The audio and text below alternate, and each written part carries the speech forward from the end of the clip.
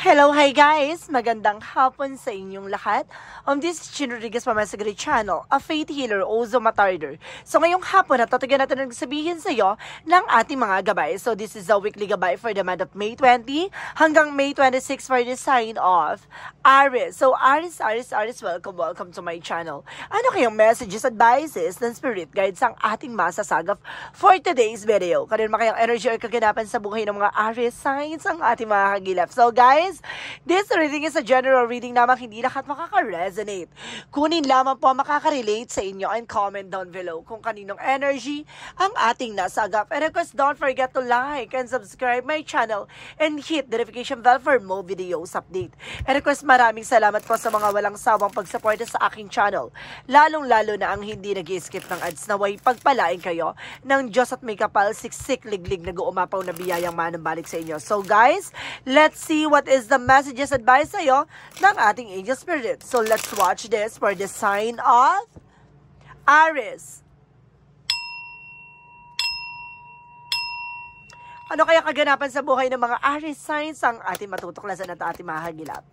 Tuklasin at alamin, ito na ang gusto sabihin ng ating gabay. So there's the Five of Pentacles in reverse. So there's freedom for financial loss, no? Parang kumbaga natapos na yung problema mo pagdating sa pera, no? Kumbaga magkakaroon ka ng financial freedom. Okay? Let's see additional messages. And because there's a strength card, no? Confidence. Kailangan mo maging malakas, no? Ang iyong loob. Kailangan magkaroon ka ng kumpiyansa sa kung ano man ang ginagawa mo. Lakasan ng loob, lakasan ng pakiramdam. At sinasabi dito, there's an Ace of Wands for a new beginning. So, magkakaroon ka ng bagong bukas. Magkakaroon ka ng mga plano sa buhay. There's the Eight of Cups with a regret, moving on, no? Or something moving forward. So, may mga bagay na kailangan mo na i-let go. May mga bagay na kailangan mo na pakawalan, alisin, no? Baguhin. Stay away from the toxicities, no? Kumawala ka sa mga negatibo, kumawala ka sa mga plastic, kumawala ka sa mga impostor. There's a justice will be served, no? There's a good karma coming in for you. May karma dito. The what goes around comes around. So, may hustisya, no? May balance. There's a Three of Swords in reverse by a recovery from the pain. Makaka-recover ka na sa mga sakit kirot, no? Pighati, at mga nakaraang kabiguan. There's the High Priestess. So, there is something, a mystery behind. So, may mga bagay na, kumbaga, hindi mo man nakita sa ngayon at hindi mo nakita sa nakaraan, mangyayari yan sa kasalukuyan. So, may mga bagay dito na hindi mo man kumbaga sinasadyang makita o sinasadyang maranasan. So may mga bagay na makaka-recover ka na, no? Ito na yung magpapalaya sa kaisipan at ang iyong kumbaga worries. And of course there is the word card, no? The word card represent the travel, no? May travel ka dito. Additional messages for the Ace of Wands. Represent the Eight of Wands with fast communication and fast movement. So, dito papasok mga panibagong eksena, no? Panibagong plano. There's a travel, guys. Double clarification.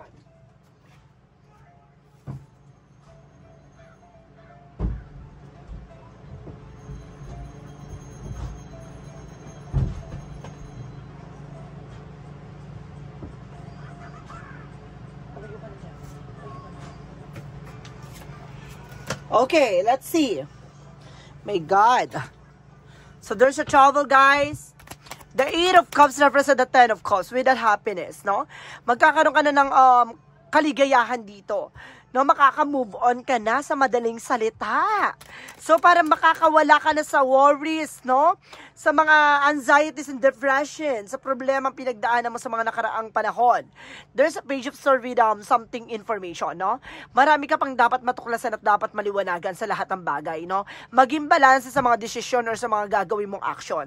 The Three of Swords in reverse represent the Seven of Pentacles. So, there's a harvest time. At the end of the time, lahat ng mga bagay na pinaghirapan mo, ay aanihin mo yan, diba? Kung ngayon ay nagdusa ka, ngayon ay naghirap ka, ngayon ay mga pinagdaanan mo, ay kumbaga pinursigihin mong malagpasan.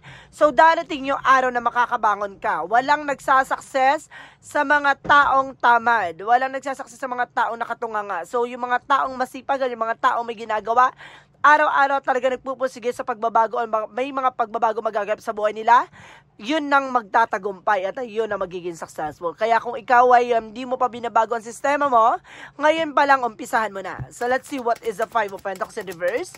And because the High Priestess, so there's a Knight of Cups in an offer, no? There's an offer. There's something apology from the past. No? May mga nanghiram, may mga nangutang sa'yo, or may mga ginarantorang ka, naipit ka sa sitwasyon, ngayon babawi, no? Kumbaga manghihingi ng tawad, pero huwag kang papakasiguro, no? Huwag kang magpapasiguro. There's a High Priestess for hidden agenda. No, mamaya, kaya lumalapit sa'yo, gagawa na naman ang action niya para maipit ka ulit sa sitwasyon. Mag-ingat ka. So, let's see what is Shrine card, because the word card. So, there's a Six of Pentacles. Magtutuloy-tuloy na about sa finances. No, dito napapasok ka pa ng bagong mundo. No, magkakaroon ka ng bagong eksena, bagong simula. At sinasabi ng lakas sa malod mo, there's a confidence is your key to success.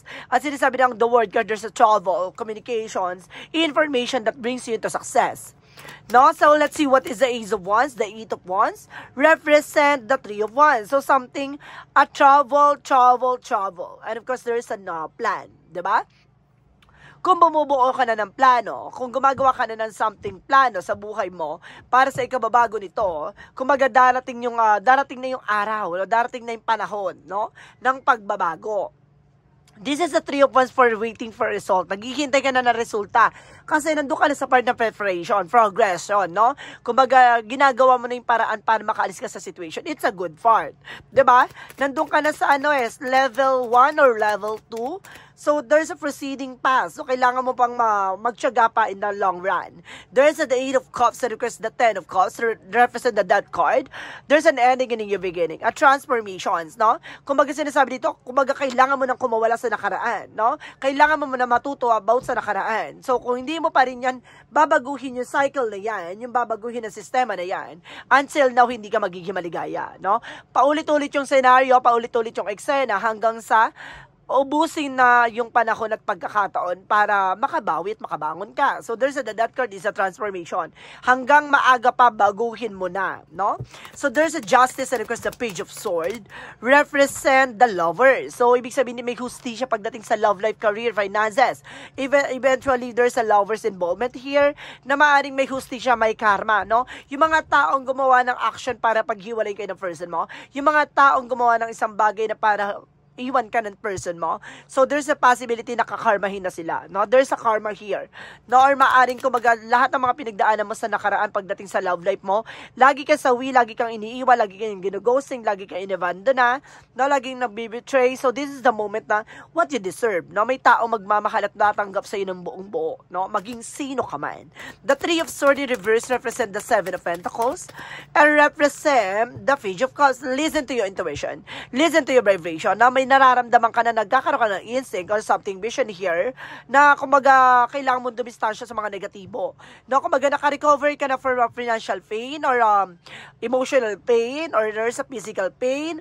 Kumbaga there's a possible na kumbaga makinig ka na ngayon sa inner voice mo. No, lahat ng mga bagay na gagawin mong action ay lahat yan ay kaakibat ng consequences. So maging aware, maging mapagmatsyag, maging mabusisi sa lahat ng gagawin mong action. So let's see what is the outcome. Ang outcome for you is the Hermit card. This is the spiritual journey, guys, no?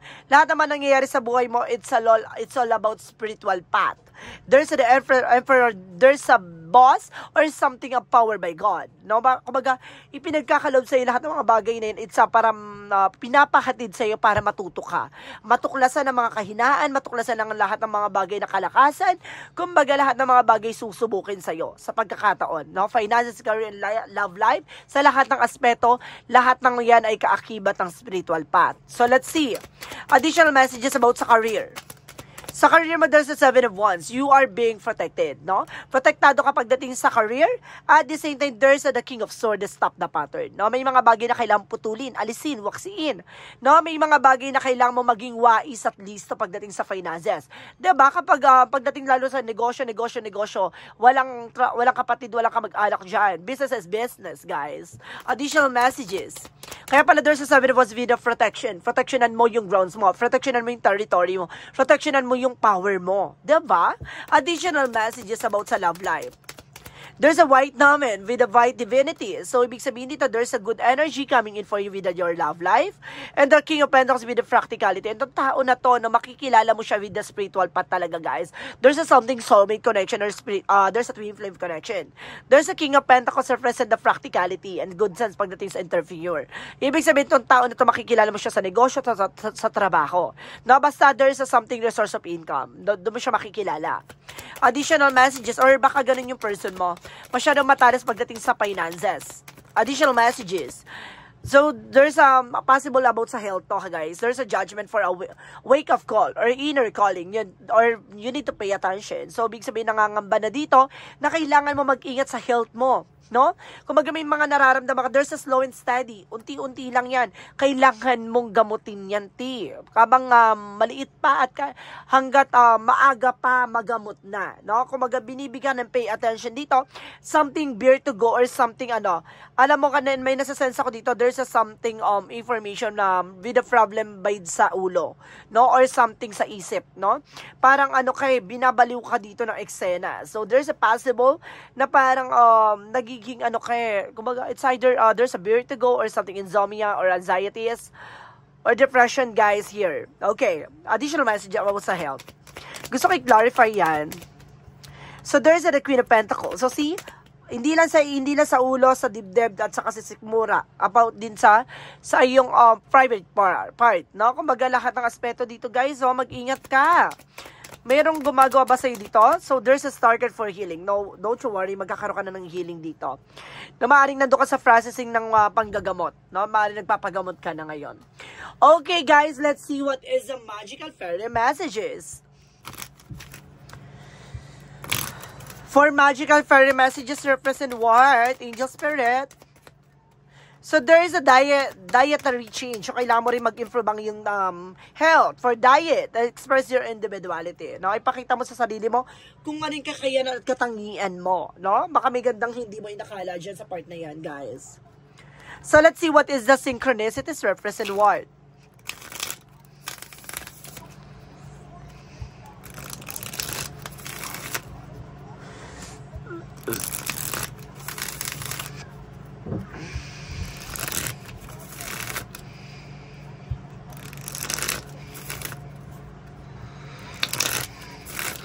Okay, synchronicities messages.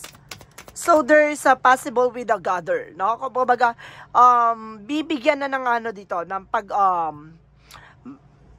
pagbabago, no? There's a something improvement about, kumbaga, may pangangalaga dito. Parang may sasense kung may pangangalaga. And of course, there's a something, synchronicity. So, there's a something with incantation pala, sorry. Incantation. So, something, a story or parrot told. So, may mga bagay na parang, ito para for me dito, parang tinaano na maging maingat ka sa pagiging madaldal or yung mga plano mo sa buhay, no? Something, kumbaga, there's a something na puro talak lang pero walang laman. Yung ganon, no? Maraming taong nakapaligid sa yung ganyan pa, kaya mag-ingat ka. At the same time, there's a something storm, no? Susubukin ka ng unos dito. And of course, may trahedya rin dito, guys, no? Yung malalapit sa guys, mag-ingat kayo malalapit sa bundok, no? Baka may nasisense ako dyan, baka gumuho yung lupa. Maging aware po, ha? Maglagay ka agad ng protections po or something, boundaries doon para kung sakaling gumuho, hindi po magdadirect doon sa bahay. Ha? Magkaroon po kayo ng mga bakod-bakod para it's a protection po. Para hindi malakas ang impact sa inyo pagbagsak po, ha? Maging aware. And of course, mag-ingat din dito yung mga anak nyo, guys, ha? Huwag nyo pinagagala. Or kung saan sa pinapapunta. May babae ako nakikita dito na something, there's an abusive, no? Parang may something ako na sa sense na with storm, no? May trahedya na magaganap po. Mag-ingat po, ha? Additional messages for Yin and Yang Oracle card. So there's a self-worth na dapat alam mo sa sarili mo yung halaga mo. And there's a Pluto by transformation na may magta-transform dito, guys. May magbabago unti-unti, no? At the same time, there's a something hot and attraction. You're being attracted. So, of course, parang, kumaga pagdating sa business, mabilis ang ano sa'yo, daloy ng eksena, no? Kaya maging aware ka, guys, sa pagdating sa ano, kasi malakas ang ano mo, malakas ang charisma mo dito pagdating sa business. Maging aware lang din, ha? So, let's see what is additional messages about, Archangel Michael messages for you. Oh my God, you're on the right path. Nasa tamang direction ka, nanonood ka ng reading na to. Talagang tumugma sa'yo. Plakado ka. Explore your options. So see, there's a lot of options here na, kumbaga, tignan mo yung mga magiging possibility or something way na kailangan mong gawin para makatulong, diba? And of course, sinasabi dito, there's a goddess in charge, no? Kaya pala may nakita, minasense ako dito na parang mangyayari or magaganap. Kaya pala, tinutulungan tayo ng ating gabay, no, na umiwas, no, sa posibleng mangyari. And then, of course, there's, pay attention to your dreams. So, see, nanaginip ka na eh, no? Kumbaga, nagkaroon ng something synchronicities or something sign. Kumbaga, maging aware, guys, ha? So, let's see what is Archangel Michael, what is the chakra messages? For the chakra messages represent what? Perseverance, no? May mga bagay na kailangan mo pagtiyagaan. Additional messages. And of course, there is an facade. I told you, mag-ingat ka sa mga nagbabalat kayo. And of course, sinasabi dito, there's a victim. Maaring biktima ka ng mga taong mapanlinlang, ng mga pang-abuso at mga taong peke. Additional angels answer messages. And of course, there is a peaceful resolution na magkakaroon ka ng kapayapaang solusyon at para magiging malaya ang iyong kaisipan dito. And there's a look for a sign. See, I told you so. May senyales ang gabay. And there's something better, no? Kumaga, may mga bagay na mauudlot. May mga bagay na hindi mangyayari kasi mayroon pang mas mahalaga pang importanteng bagay na maibibigay sa iyong poong may kapal. Ganon. Kaya siguro hindi mo nakuha tong opportunity na to. There's a best opportunity for you, no? Na mas mag-grow and mag-expand ka doon sa situation na yon. For Monsology, represent what? For Monsology, hold your vision. So, talaga pang hawakan ang iyong hinala at ang iyong kaisipan at ang iyong nakikita, ang iyong, kumbaga, instinct. And the end of the top approaches cycle, the end of the top cycle approaches. So, kumbaga may mga bagay na matatapos na dito. And there's a you and your loved ones are safe, no? Yung mga mahal mo sa buhay ay safe naman daw. So, let's see guys, now what is the romance angels represent what? Let your friends help you, no? Hayaan mo yung mga kaibigan mong tulungan ka. So, may mga bagay na sinusuportahan ka ng iyong mga kaibigan, ng iyong mga malalapit na, diba, kaibigan. And there's a door to romance, no? Bukas ang pintuan pagdating sa pag-ibig. And there's a strategy. Gamitin mo tong strategiya na to para makapag-create ka ng ideas and something, an information na magdadala sa iyo ng success, no? There's an energy for the seventh chakra, Archangel Uriel, about sa finances, no? Tutulungan ka na ating Archangel Uriel para maging masagana at maging bulabog ang iyong finances, no? Archangel Raphael messages. Laughter is the best medicine. So, ibig sabihin dito, being optimistic at maging masayahin ka sa lahat ng bagay. Iwasan mo yung pagdadrama kasi, kumbaga, the more na nagiging masaya ka sa situation, the more na parang hinahayaan mo yung mga negativities, kumbaga, mas gumaganda ang takbo ng eksena or ganap mo sa buhay. And there is a balance. So, kailangan mo maging balance, guys. And there is a friendship, no? So, there's a possible na may kinalaman na friendship mo rito. Diba? So, let's see additional messages. Additional messages for builder, no? Palakasin ng pundasyon, diba? May mga bagay na may isa sa katuparan ka dito or may mga bagay na pinapatibay ka lang ng panahon at pagkakataon. And there's a justice. See, I told you, karma is waving. Talagang makukuha mo what you deserve. Diba? Karma, karma, karma. So, let's see what is additional messages. And there is a something, karmic relationship, pati sa relationship, diba? There's a karmic, soul growth and conflict, no? Kaya kung talagang kayo, no? Kaya wag kayong magtataka pagdating sa relasyon, na kumbaga may mga pinagdaanan kayo, na ang dami nyo ng uno sa talagang pinagdaanan sa buhay pagdating sa love life, pagdating sa relasyon, pagdating sa pag-aasawa, kumbaga bakit sinusubok kayo ng panahon at pagkakataon pagdating sa love life, career, finances? Kasi kumbaga, susubukin kayo kung hanggang sa kayo tatatag. No, hanggang sa part na parang mas pipiliin nyo na lang iwan ng isa't isa, pero mas pinili nyo pa rin ipaglaban yung isa't isa. Doon yung papasok yung karmic relationship. Yun susubukin kayo ng tadhana, no? And then, of course, there's a with the haters. So, there's a deep love. So, napakalalim na pag-ibig dito, guys. Diba? So, let's see, guys, what is additional messages for angel spirit guides. Let's see.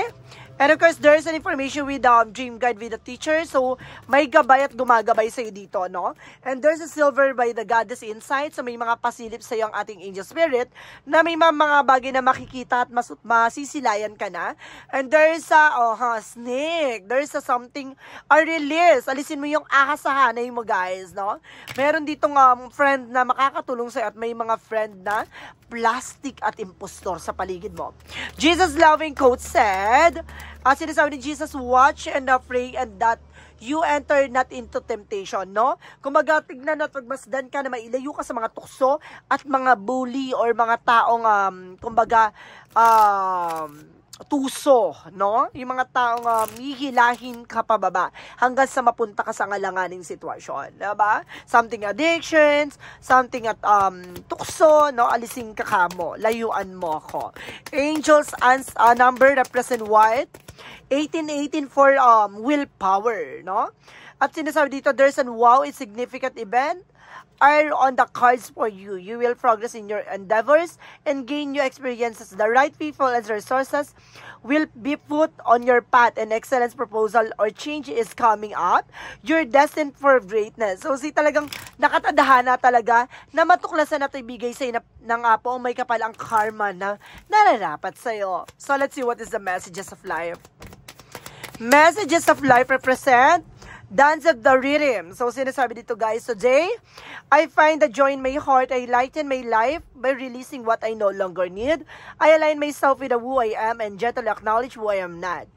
I am grateful for what I possess. I am peace and with what I do not. I appreciate and accept my life as it is. I live according to the will of God. In this way, I dance with the life and see the magic of love bloom. So, see, kumbaga sumasabay ka sa agos ng buhay o sumasabay ka sa indayog ng, kumbaga, tugtog ng ating poong may kapal. No? Kumbaga, alam mo, naniniwala ka na ginagabay at ginaagapayan ka ng ating poong may kapal. Kaya, alam mo sa sarili mo na darating yung araw, no? Kung ano man yung tinanim mo, siyang aanihin mo at mamumukadkad ang iyong mga paghihirap at ang iyong mga sakripisyo sa lahat ng mga pinagdaanan mo sa buhay. So, guys, this reading is a weekly gabay for the month of May 20 hanggang May 26 for the sign of Aries. So, Aries, maraming salamat po for this wonderful reading. So, once again, this reading is a general reading namang hindi lahat makaka-resonate.